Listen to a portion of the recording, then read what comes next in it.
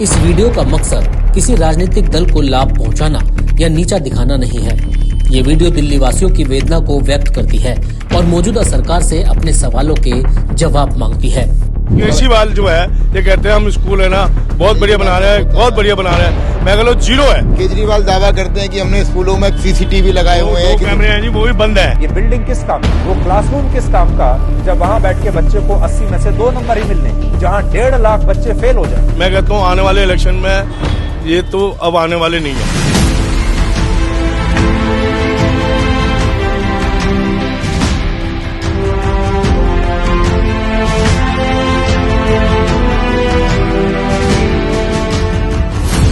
एक तरफ केजरीवाल सरकार दिल्ली की शिक्षा व्यवस्था को दुरुस्त करने का डंका पीटती है, दूसरी ओर शिक्षा के बजट को कम भी कर रही है। सरकारी स्कूल व्यवस्था सुधारने और इंफ्रास्ट्रक्चर के विकास में भी कोई ढंग का काम नहीं हो रहा है। इससे दिल्ली सरकार का दोहरा चेहरा सामने आता है।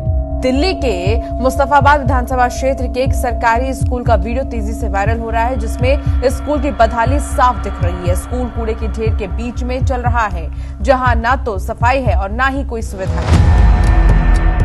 2016-2017 में आम आदमी पार्टी की सरकार ने शिक्षा के लिए बजट का 24.5% आवंटित किया, जबकि 2024-2025 तक ये आंकड़ा 3.5% गिरकर 21% हो गया है।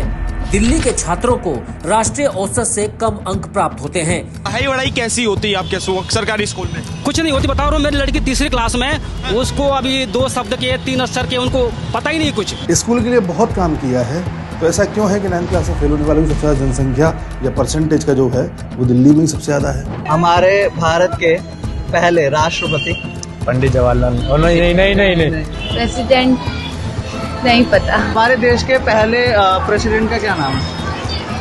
I don't know. कौन से पहले प्रेसिडेंट? हम सुबह से बैठे हुए, एक टीचर क्लास में नहीं आई है। टीचर तो सर कम ही है, आते ही नहीं सर। बोलते आ रहा 2 मिनट में, फिर सर वो आते ही नहीं है। आते भी है तो खाली शायद घर तक चले जाएंगे, पढ़ाते बिल्कुल भी नहीं। इससे पता चलता है कि दिल्ली की केजरीवाल सरकार छात्रों को शिक्षा का एक बेहतर माहौल देने में असमर्थ है। दिल्ली में कक्षा 3 और कक्षा 5 के छात्रों के प्रदर्शन स्कोर राष्ट्रीय औसत से कम आंके गए हैं। राष्ट्रीय उपलब्धि सर्वेक्षण में दिल्ली के छात्रों ने गणित में 47%, पर्यावरण विकास में 47% और भाषा में 52% औसत अंक प्राप्त किए। बीते कुछ सालों में प्राइवेट स्कूलों में एडमिशन की संख्या में काफी वृद्धि हुई है। इससे पता चलता है कि आप सरकार का शिक्षा मॉडल एक तमाशा है। 2x into में 5, 2x into 5, हाँ 5x। नहीं। अच्छा बेसिक सा क्वेश्चन पूछते हूँ 2-3।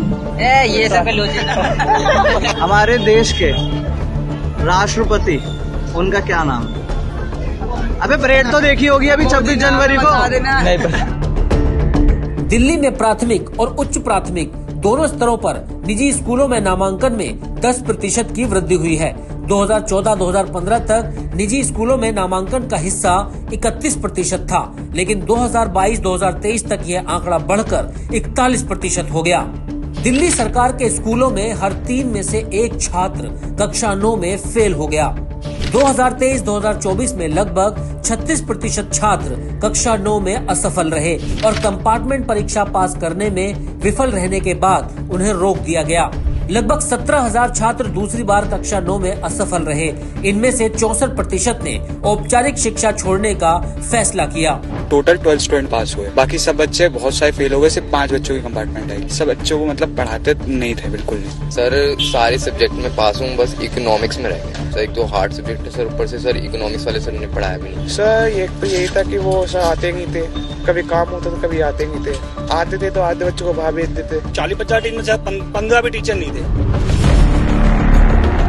दिल्ली के सरकारी स्कूलों में शिक्षकों के पद खाली पड़े हैं। 1 मार्च 2023 तक दिल्ली में लगभग 16,000 शिक्षण पद खाली बताए गए थे।